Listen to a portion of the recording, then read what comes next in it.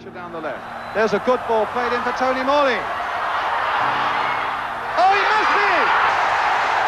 Peter Wynne's goal has brought the European Cup to England again. The 26th of May 1982, the day Aston Villa became champions of Europe. At that point, they were one of the most successful clubs in England, with only Arsenal and Liverpool having won more league titles than them, and they were comparable to Man United in terms of size, only holding one less major honour by the end of the year. However, fast forward 4 decades and the club have won just 2 more league cups, been relegated twice, and watched on as new teams entered the fold, overtaking them in worldwide stature as the English game continues to grow. However, going into next season, Aston Villa might just be set to make waves in European football once again. This is how Unai Emery may just guide Aston Villa to a Conference League victory next campaign.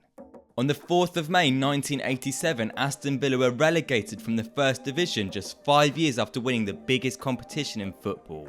This wasn't necessarily out of nowhere though, as similarly to many football clubs around that time, the side had financial issues and the team, which had been so successful at the start of the decade, winning 4 major honours in 2 years, had been completely dismantled. Luckily for the side though, they returned to the top tier at the first time of asking, before in 1992 we saw the start of the Premier League. Aston Villa would finish second in the division's inaugural season, only missing out on the title thanks to a run of 4 wins in their final 11 fixtures. However, they'd gone on to win the League Cup twice in the next 3 seasons. And to be honest, if you didn't know how things ended up happening, you wouldn't be crazy to think that this should have been the start of something brilliant for Aston Villa. However, come the start of the millennium and the club was seeing consistent mid-table finishes. Despite having qualified for the Europa League various times over the past couple decades, by the time the Premier League reached its 20th season, Aston Villa couldn't have been much further from reliving their European glory, and after a 16th, back-to-back 15th and finally 17th place league finishes, the club would be relegated in 2016 with a truly horrific points tally of 17. Just a year earlier, the Villains had found themselves at Wembley with exciting prospect Jack Grealish having seen a breakthrough year. However, nonetheless, Aston Villa were now a championship side. Many people's favourites to go up, they finished an awful 13th place in their first season before a playoff heartbreak in their second campaign meant promotion had to be their aim going into the 18-19 season. Come November and they were 16th in the table, with Steve Bruce having been sacked and replaced by lifelong Villa fan Dean Smith. Things had improved slightly under Dean Smith, however by the end of February the club was still only in 11th place with just 1 win in 10. However, then came the return of Jack Grealish, who'd been injured for 3 months before Dean Smith then made him his captain before a crunch match against promotion hopefuls Derby, going on to win 4-0. And having finally ended their winless run, Aston Villa would go on to win 10 on the bounce, largely thanks to goals from Chelsea loanee Tammy Abraham and captain Jack Grealish, finishing 5th before a truly remarkable playoff campaign. Should enter the box as well, on his left foot. Oh, it's a beauty! Phillips was battling, Dawson's header! Destiny at Tammy Abraham's feet. He's done it! Villa are heading back to Wembley! Mohammedi's on hand here. Oh, the battle on, and in! Oh, and it's going to go in! That's it! The fallen giants are back on their feet. If at first you don't succeed, come back next year and try again.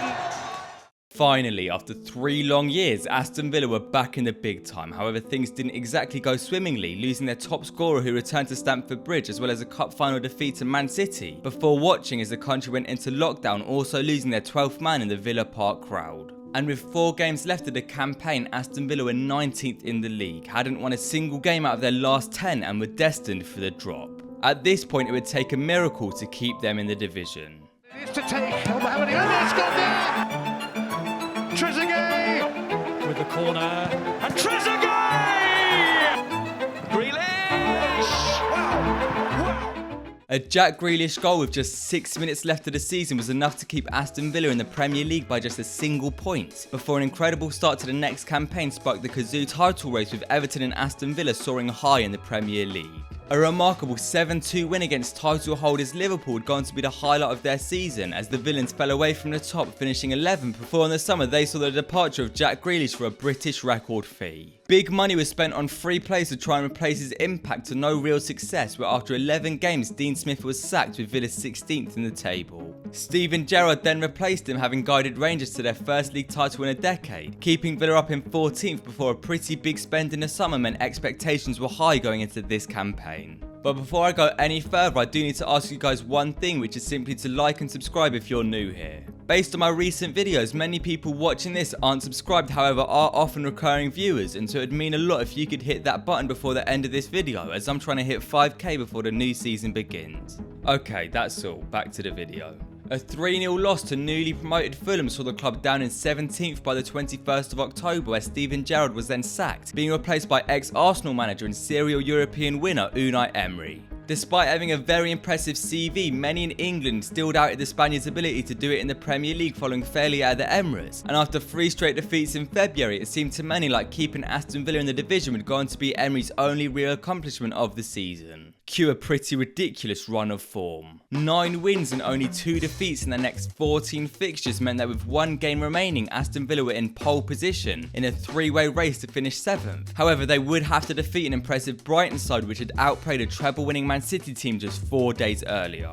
Ollie Watkins' 15th league goal of the season secured Aston Villa's first European campaign since 2010. However, most of the credit does have to go down to Unai Emery. Taking a look at the tactics, we can see that Emery has made Aston Villa incredibly hard to beat, often using 6 players in the backline when defending in order to reduce any space for opposition players to utilise. And this is possible due to the work rate of the likes of Buendia, Ramsey and Watkins, who not only work very hard off the ball but also when they have possession, most often seen through balls in behind for Ollie Watkins to chase down and more often than not score. Not only this, but Villa commit men forwards when attacking, meaning that if the ball is lost they can press and win it back, shown by a PPDA only improving under Unai Emery. To put it simply, the Spaniard has built a system which allows them to beat the teams worse than them, but also compete and overperform against sides closer to the top, playing out from the back but also being dangerous on the counter, making them a tough outfit to face up against. However, all that being said, one thing does need to be pointed out, in that Villa won't be able to rely on overperforming against big teams forever. A massive summer window is needed in order to not only maintain performances in a division that continues to improve, but also better them so that they don't get left behind like we've seen in West Ham, Leicester and Wolves in the last 3 years. Now, at the time of writing this, Yuri Tielemans is a done deal. However, having let Ashley Young leave on a free, Aston Villa still have a few areas of the squad they could not only improve in terms of depth, but also quality. That being said though, in Unai Emery they have a manager who's able to turn mediocre players into good ones and good teams into winners, and so having qualified for the Conference League this season, they have the perfect man in charge. 42 years after lifting football's biggest club competition, Aston Villa could see themselves as a champion in Europe once again, bringing glory back to Villa Park. And sure, nobody can say for certain what's going to happen, particularly in a competition featuring the likes of Lille, Bilbao, Frankfurt and most notably Juventus. However, for Aston Villa fans, the present should be very, very exciting.